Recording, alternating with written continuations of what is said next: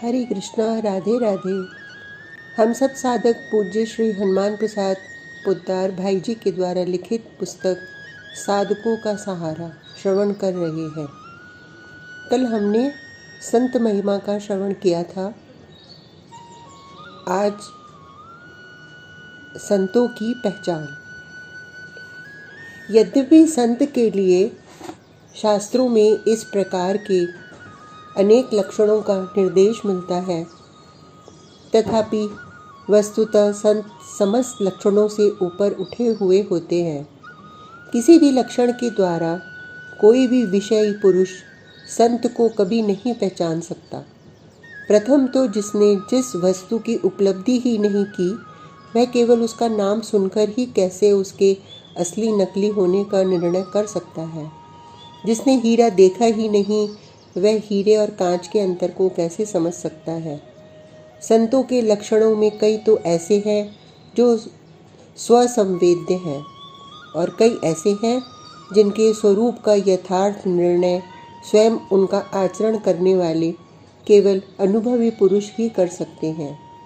विषयी पुरुष अपने विविध दोषमयी विषयासक्ति से भ्रमित और मोह से आवृत मलिन बुद्धि के तराजू पर उनको नहीं तौल सकता। वह जिस बात को अपनी विपरीत और अज्ञान भरी दृष्टि से दोष समझेगा, संभव है वही संत का आदर्श गुण हो।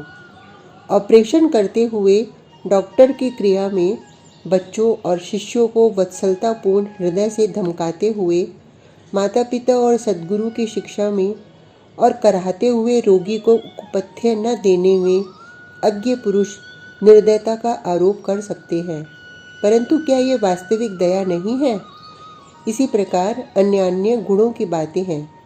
मूर्ख मनुष्य यदि अनाज तोलने के एक बड़े कांटे के एक पलड़े पर बहुमूल्य हीरा रख कर और उसे सेर दो सेर के वजन का भी न पाकर उसको किसी भी काम का न समझे, तो इससे जैसे हीरे की कीमत कुछ भी कम नहीं हो जाती, इसी प्रकार असंत की मलिन बुद्धि न तो संत को पहचान सकती है और न उसके किसी निर्णय से संत का यथार्थ स्वरूप निर्देश ही होता है।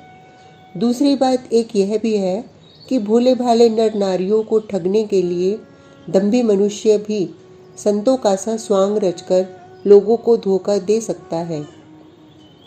बाहरी आचरण की नकल करना कोई बड़ी बात नहीं, यद्यपि सत्य, चेतन और ज्ञान स्वरूप परमात्मा में नित्य स्थित लोक हित निरत संत के बाहरी आचरणों में और दंभी के संतों जैसे बनावटी आचरणों में बहुत बड़ा भेद रहता है। तथापि उस भेद को पहचानना हर एक मनुष्य का कार्य नहीं है। योग सिद्धि प्राप्त या भगवत प्रेरित संत पुरुष ही उस महत्वपूर्ण भेद को जानते हैं। अतएव किसी भी भारी लक्षण से संत असंत का निर्णय करना संभव नहीं। असंभव नहीं तो कम से कम महान कठिन तो अवश्य ही है। विषयी पुरुषों के लिए तो असंभव ही है।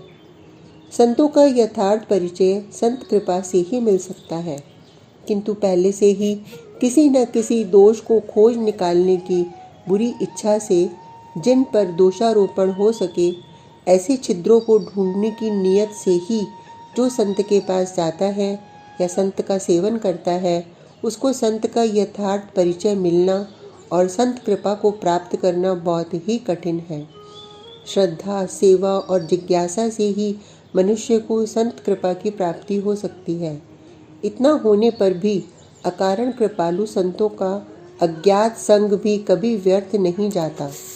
उस अज्ञात सत्संग से जिस महान कल्याण कल्पतरु का भगवत प्रेम रूपी अमल फल है, उसका अक्षय बीज तो हृदय क्षेत्र में पड़ ही जाता है, जो अनुकूल वातावरण पाकर उगता है और फूलता फलता है। संत भगवान के किस गुप्त संकेत को पाकर कब किस प्रकार का आचरण करते हैं, इस बात को साधारण लोग नहीं समझ सकते। लोकोक्तर पुरुषों के कार्य भी लोकोक्तर ही हुआ करते हैं।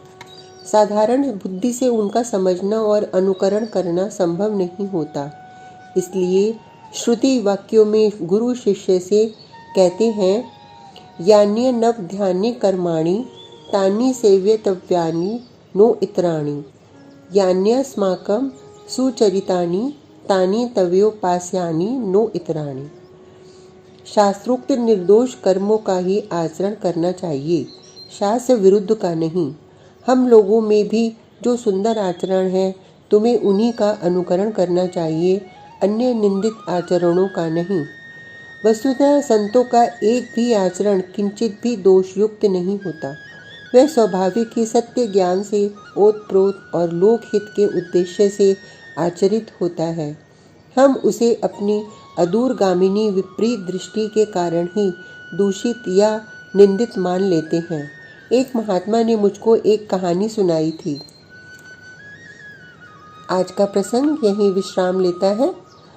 आगे की कहानी कल। हरे कृष्णा, राधे राधे।